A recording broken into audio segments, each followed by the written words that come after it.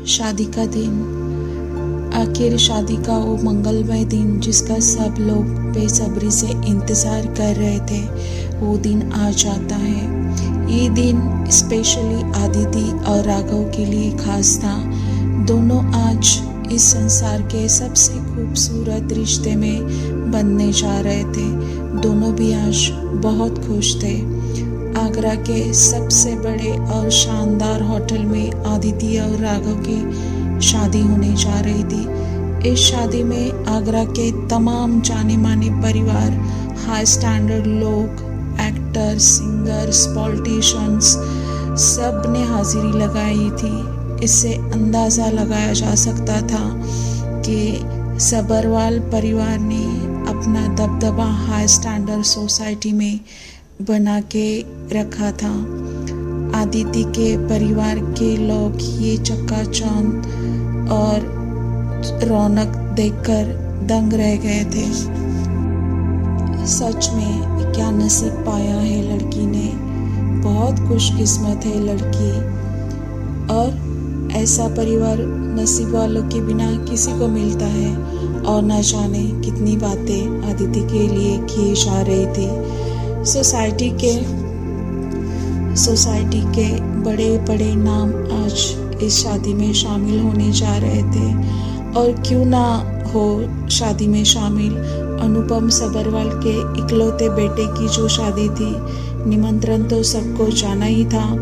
सगाई में ना बुलाने के कारण जो भी लोग नाराज़ हुए थे, रिश्तेदार और दोस्त नाराज़ हुए थे, उन सबको आज शादी में नाराज़ ना होने का कोई भी मौका नहीं दिया गया। सबको निमंत्रण भेजा गया था। शादी का माहौल गजब का उत्साही लग रहा था। शहनाई की मधुर धुन वातावरण में दूर दूर तक गूंज रही थी।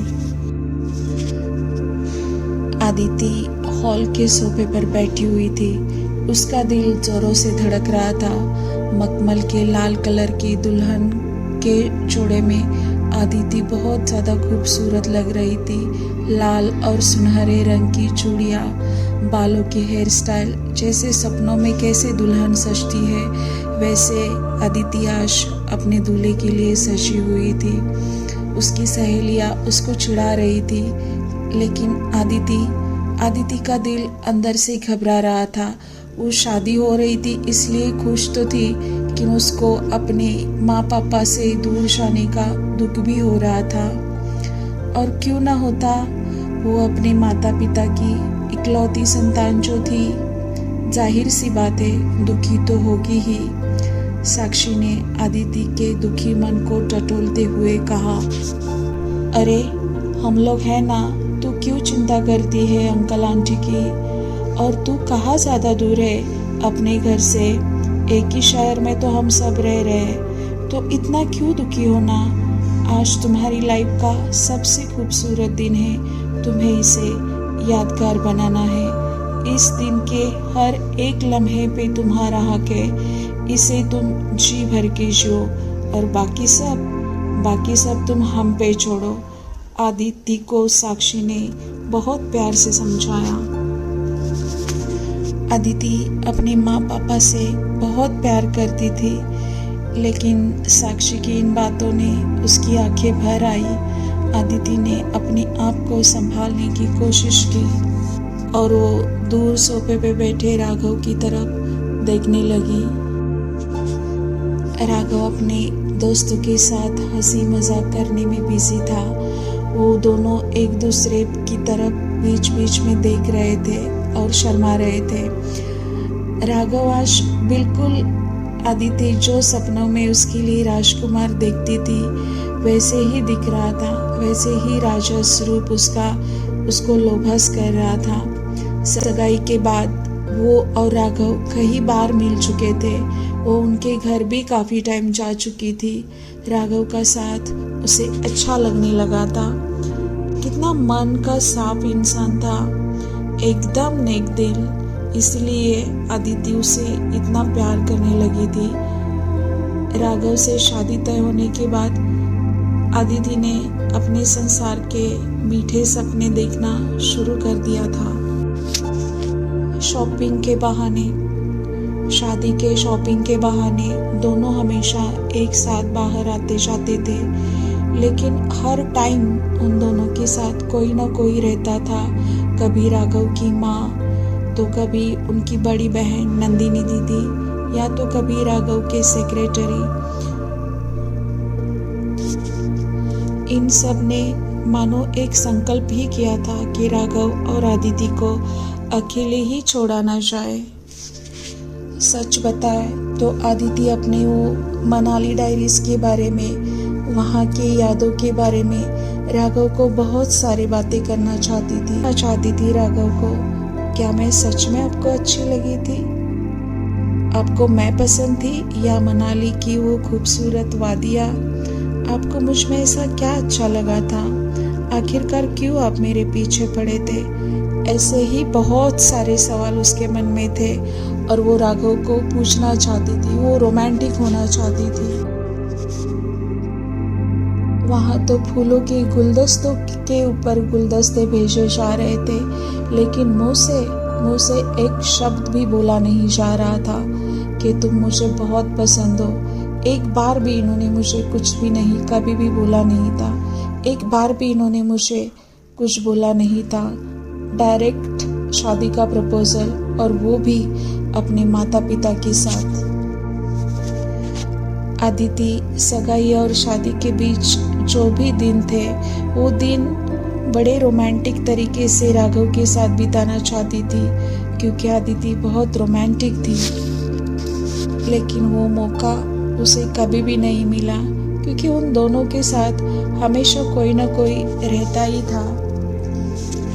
इतने में अदिति इतना भी क्या खोना राघव के ख्यालों में। आज के बाद तो ये राजकुमार हमेशा के लिए तुम्हारा ही होने वाला है। थोड़ा सब्र रखो, थोड़ा अपने आसपास भी देखो।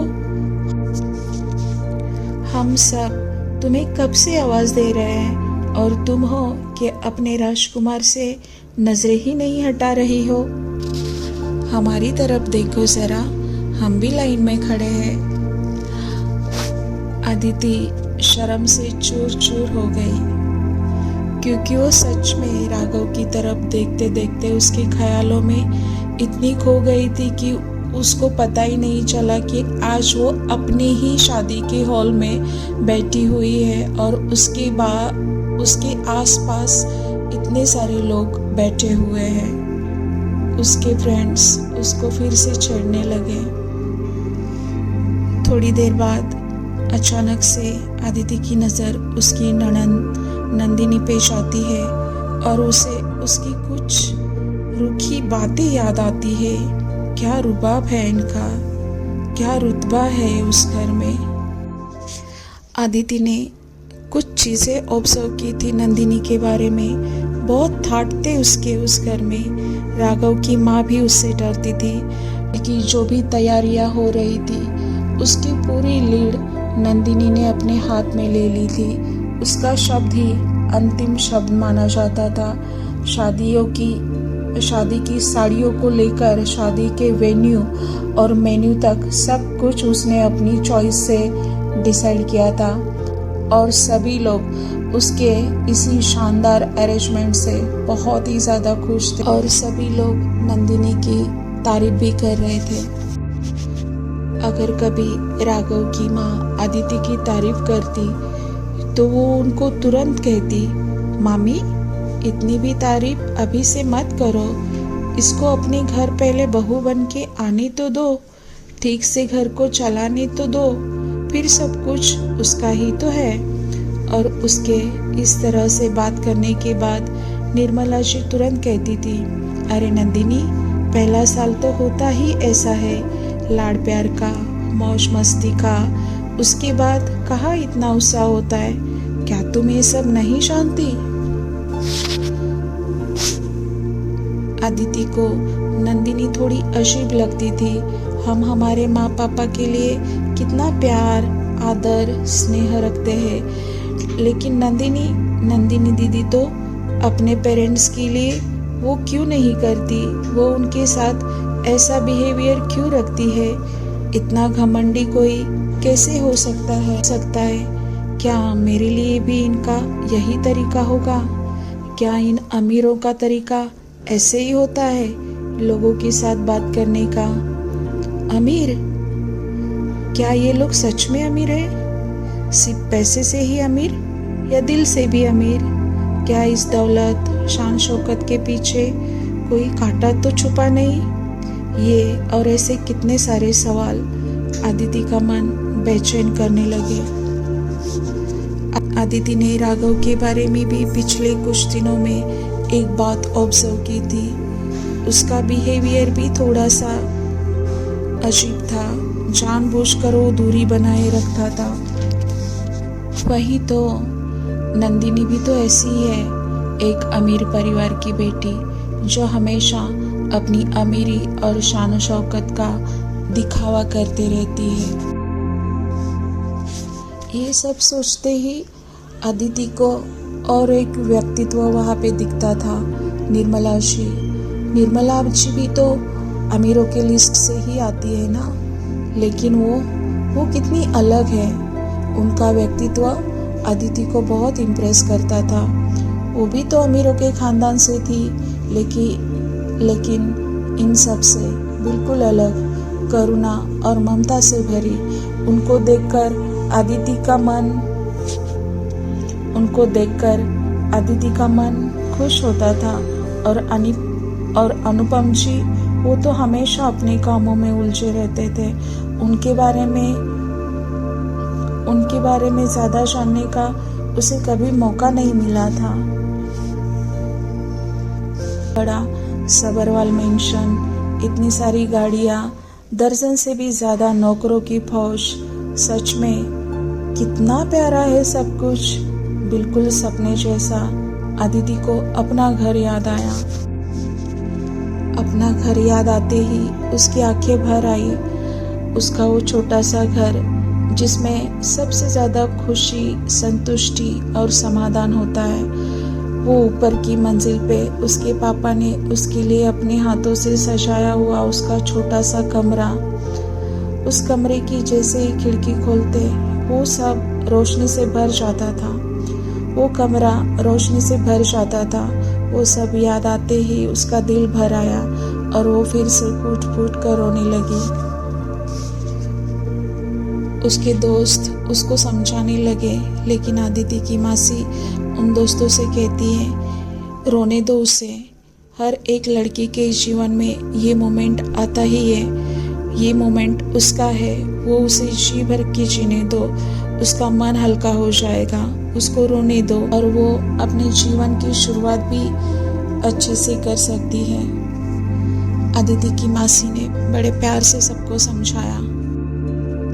तभी बाहर से किसी के चिल्लाने की आवाज से आदिति का ध्यान बाहर की तरफ जाता है। अरे ये क्या बात हुई? ये लेडीज का कमरा है तो क्या हुआ? मुझे भी अपनी मामी जी को देखना है और उसके लिए आप लोगों की परमिशन की क्या जरूरत है? आदिति ने दरवाजे की तरफ से आती हुई उस आवाज को सुना। बाहर एक सुंदर, गोरा, लंबा चौड़ा, हैंडसम लड़का खड़ा था। उसने ब्लैक कलर का सफारी सूट पहना था। उसके मैरून कलर के बाल उसके गोरे रंग को सूट कर रहे थे। ऐसा लग रहा था कोई फॉरेनर है। उसके गाल पे एक काला तिल था, जैसे कि किसी की उसको नजर लगे, इसीलिए भगवान ने उसके गाल पे वो तिल रखा था। और वो तिल उसके चेहरे को और भी खूबसूरत बना रहा था। आदिति और उसकी नज़र एक दूसरे से भिड़ती है और वो सबको साइड करके आदिति की तरफ बढ़ता है।